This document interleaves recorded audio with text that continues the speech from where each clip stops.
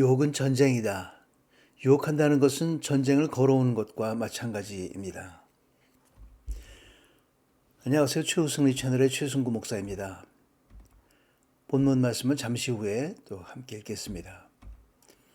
애굽으로 팔려간 요셉은 4단계로 성장하게 됩니다. 보디발의 노예로 팔려가게 됐는데요. 바깥 일을 담당하지 않고 내근으로 눈에 들었습니다. 주인의 집에 머물렀습니다. 특별히 주인의 눈에 들었습니다. 4절에 주인의 눈에 들었다고 분명히 기록합니다. 그리고 개인 수행자가 되었죠. 가까이서 섬기게 되었다. 그리고 모든 소유를 다 관리하게 되었습니다. 집안일을 맡기고 자기가 가진 것을 다 관리하게 했다. 자, 그렇게 해서 애굽으로 팔려간 요셉은 그 보디발 장군의 모든 것을 다 관리하는 사람으로 성장하게 되었습니다. 여호와께서 요셉 때문에 그 이집트 사람의 집에 복을 내리셨습니다. 여호와의 복이 집안에 있는 것에나 들에 있는 것에나 보디발이 가진 모든 것에 내렸습니다. 들에서 일하지 않았지만 들에 있는 것까지도 다 복을 받게 그렇게 했습니다.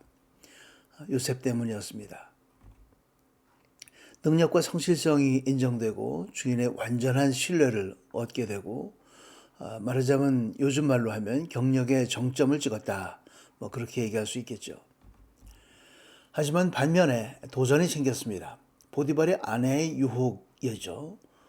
오늘 우리가 포커스를 맞춰서 볼 부분입니다.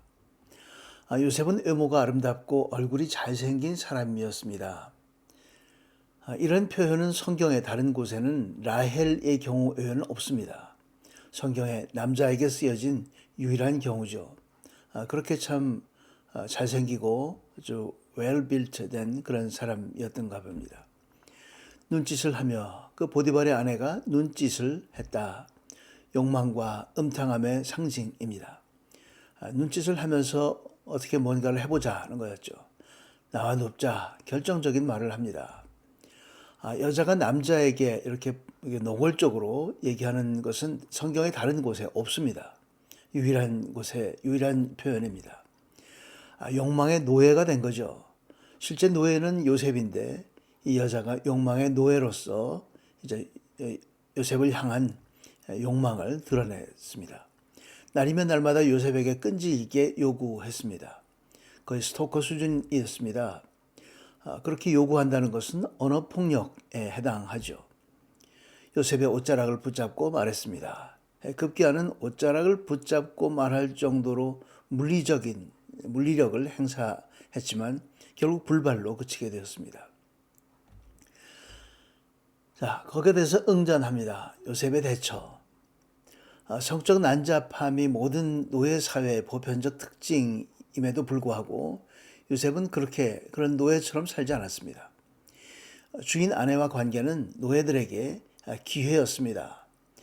노예의 야망을 성취할 수 있다는 생각 때문에 노예들은 오히려 그것을 반겼을지도 모릅니다. 하지만 요셉은 그렇게 하지 않았습니다. 탁월한 윤리성이 보여지는데요. 주인께서는 집안에 있는 것들에 대해 제게 전혀 간섭하지 않으시고 자신이 가진 모든 것을 제게 맡기셨습니다. 이 집에서 저보다 큰 사람이 없습니다. 내 주인께서 제게 허락하지 않은 것이라고는 마님밖에 없는데 그것은 마님은 주인의 아내이기 때문입니다. 그런데 제가 어떻게 그렇게 악한 짓을 저질러 하나님께 죄를 짓겠습니까? 오늘 본문 말씀인데요. 이것이 바로 요셉의 대처입니다. 설교하지 않고 분노하지 않고 이렇게 쭉 설명을 하는 거죠. 첫 번째는 신뢰 남용이다. 그런 눈짓에 호응하는 것은 주인이 저한테 맡겼는데 그 신뢰를 남용하는 일이다 하는 것이죠. 제게 맡기셨습니다. 두 번째는 소유권 침해다 그러죠.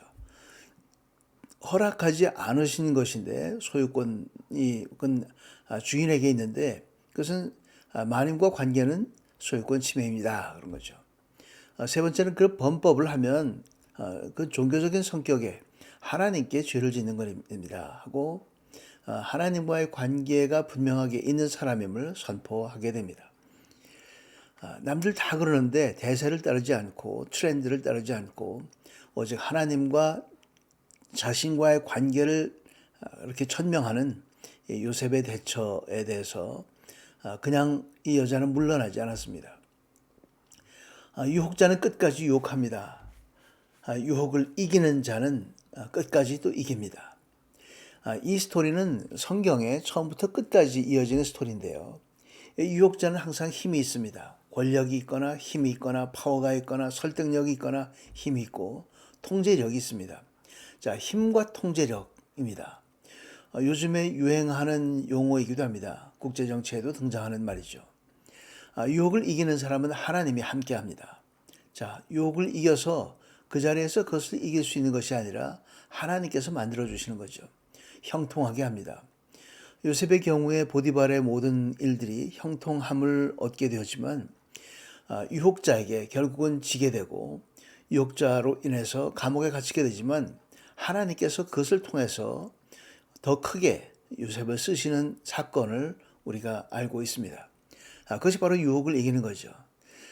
이 사탄 마귀는 예수 그리스도를 십자가에 못 박게 했지만 하나님께서 그를 부활시키셔서 부활하신 예수 그리스도를 모든 사람들이 믿도록 그렇게 인도하셨습니다. 하나님은 살아계십니다. 유혹자가 이기도록 그렇게 결코 내버려 두지 않으십니다. 하나님은 이기십니다. 예수 그리스도로 세상을 이기셨습니다. 자, 유혹자는 자기 만족을 목적으로 합니다. 내가 이겼다. 그죠? 자아가 중심이죠. 하지만 유혹을 이기는 사람은 하나님의 기쁨, 하나님의 영광이 목적입니다. 태초부터 시작된 이 양자 간의 대결은 세상 끝날까지 갑니다. 계시록에 바벨론이 멸망할 때까지 이것은 지속되는 것이죠. 선과 악의 대결이고 전쟁입니다. 자, 이렇게 충돌하는 거죠. 보디발의 아내 그리고 요셉. 보디발의 아내는 행복을 누릴 권리가 있다라고 생각했을지 모릅니다. 내 노예를 내가 마음대로 하는 것이 뭐 잘못이냐 그렇게 생각했을지도 모르죠. 하지만 요셉은 그런 권리를 주장하는 것보다도 하나님과의 윤리를 생각했습니다. 자기 만족과 내 기쁨이 목적이었을 겁니다. 보디발의 아내는. 하지만 요셉은 목적이 분명하게 있었습니다. 오직 하나님이죠. 하나님의 기쁨과 하나님께 영광 돌리는 것이 요셉의 일이었습니다. 주어진 일에 충실하고 충실함으로 영광 돌리고 또 윤리적 의무를 다함으로써 또 하나님을 온 사방에 알려주는 그런 축복의 통로가 되었습니다. 이 양쪽 다가 모두 열심이었습니다. 양극단입니다. 유혹하는 자는 열심히 끝까지 유혹하려고 하고 안 되니까 감옥에다 쳐넣게 하고 끝까지 열심이었죠. 요셉도 끝까지 열심이었습니다. 그래서 그것을 피해를 입을 수밖에 없었지만 피해로 끝나지 않고 하나님께서 함께 하셨습니다.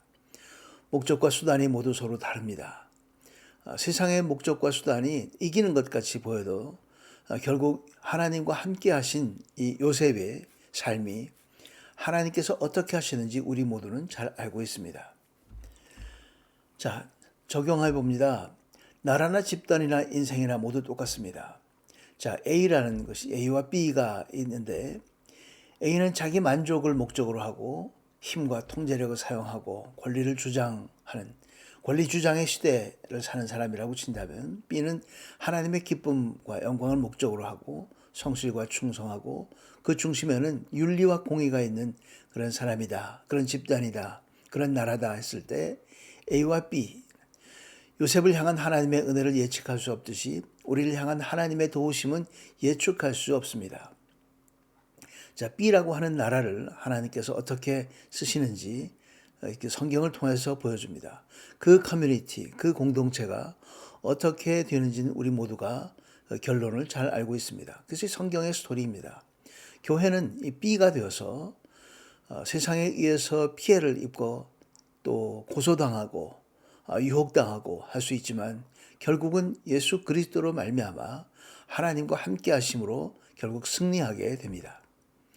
내 도움은 하늘과 땅을 만드신 여호와께로부터 온다. 시편 121편 2절 말씀은 그 1절에 나의 도움 어디서 올까 하고 하소연할 때 그 도움이 하늘과 땅을 만드신 하나님께로부터 온다는 사실을 고백합니다. 그렇습니다. 예수 믿는 모두는 이 도움이 하나님께로부터 옵니다. 그래서 하나님을 믿고 하나님과 함께 동행하는 것이죠. 그런 우리 모두가 되기를 주의 이름으로 축원합니다. 아버지 하나님 감사합니다. 본능을 자극하며 견눈질하도록 유혹하는 이 세상에서 아버지의 부르심의 소망만을 바라보며 묵묵히 충성하며 헛된 영광을 꿈꾸지 않게 하여 주옵소서. 잠시 누릴 권리를 주장함 대신에 영원한 진리인 천국 윤리를 우리 삶에 적용하여 진리가 세상에 심어지게 하여 주옵소서. 예수 그리스도의 이름으로 기도드리옵나이다. 아멘. 짧게 준비했습니다. 끝까지 시청해 주셔서 감사합니다. 건강 유의하시고 다음 주 시간에 뵙겠습니다. 감사합니다.